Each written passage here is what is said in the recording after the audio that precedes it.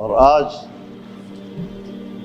وہ فلسطین کو نظر انداز کر کے اسرائیل کو تسلیم کرنے کی باتیں کرتے ہیں. صرف تسلیم کرنے کی باتیں نہیں بلکہ عرب دنیا میں اسرائیل کی بالادستی کی باتیں ہو رہی ہیں.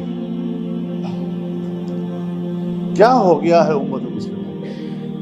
کیا ہو گیا ہے امت مسلمہ کی قیادت کو کہ اللہ کے سامنے سجدہ کرنے کی بجائے یہ امریکہ کے سامنے سر جھکانے پہ آمادہ ہوگا؟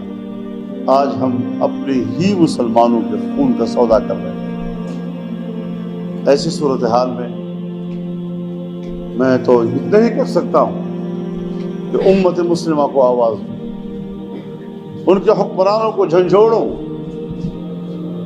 کہ امت مسلمہ تمہارے ہاتھ میں امانت ہے، اس کی عزت کے ساتھ نہ کھیلا کرو، ان کی حرمت کے ساتھ مت کھیلا کرو، ان کے ناموس کا مذاق مت اڑاؤ.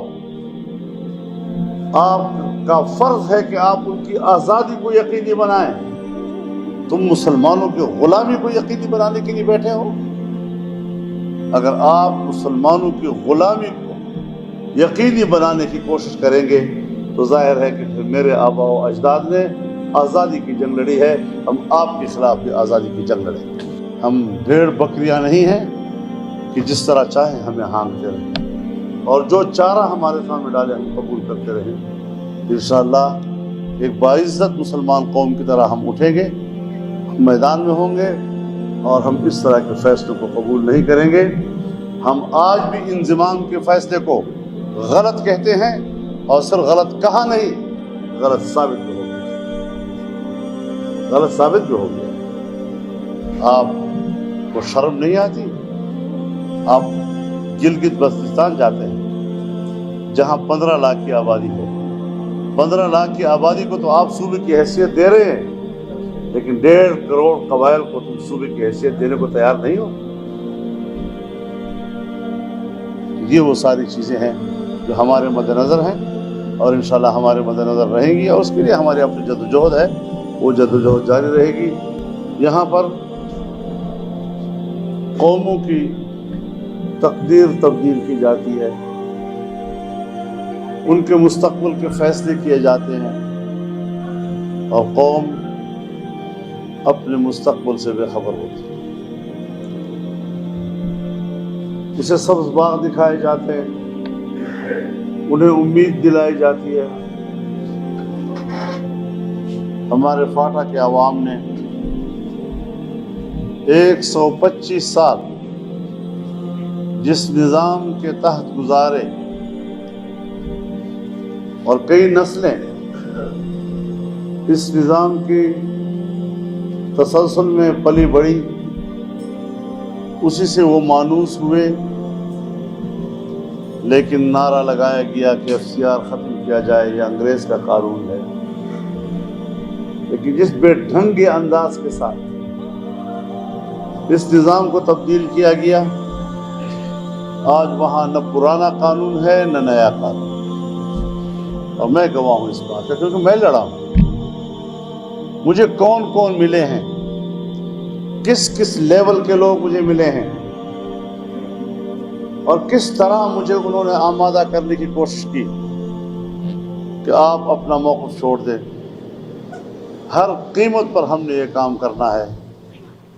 اور بین الاقوامی قوتوں کے نمائندوں نے آ کر مجھ سے بات کی اور کہا کہ پہلے فاٹا کا انضمام ہوگا، اس کے بعد ہماری ترجیح گلگت بلتستان ہے، اس کے بعد ہماری ترجیح کشمیر ہے. آپ سب دیکھ رہے ہیں کہ اب گلگت بلتستان کے ساتھ کیا ہونے والا ہے، کشمیر کے ساتھ کیا ہونے والا ہے، اور کس طرح ہم نے 72 سال اپنے بچوں کا خون بہایا، اپنے جوانوں کا خون بہایا، اپنے ماؤں کا خون بہایا، بہنوں کی عزت اور عصمتیں ہم نے تار تار کی. ہمیں کوئی شرم محسوس نہیں ہو رہی اس بارے میں کہ جس قوم نے پاکستان کی امید پر قربانیاں دیں، آج ہم اسے ہندوستان کے بھیڑیے کے منہ میں دے رہے ہیں اور ہمیں کوئی رحم نہیں آ رہا. پاکستان پستی کی طرف جا رہا ہے. معیشت جو کسی بھی ریاست کے لیے ریڑھ کی ہڈی کی حیثیت رکھتا ہے، آج ہماری معیشت کی ریڑھ کی ہڈی ٹوٹ چکی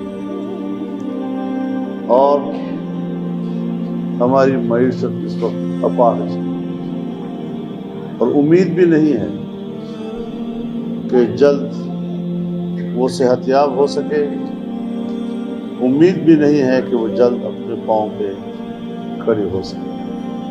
ڈاکٹرز کے مسائل ہیں، وکلاء کے مسائل ہیں، کسانوں کے مسائل ہیں، مزدوروں کے مسائل ہیں، چھوٹے دکانداروں کے مسائل ہیں، اور ہر شعبہ زندگی سے وابستہ لوگ آج وہ بری طرح ان کی زندگی متاثر ہو رہی ہے۔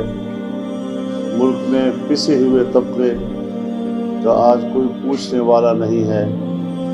ظاہر ہے اس وقت ضرورت اس بات کی ہے کہ ہم اس ملک کے ہر متاثر شخص کی زبان بن جائیں اور ان کے حقوق کی بات کریں اور ان کی آواز بن جائیں۔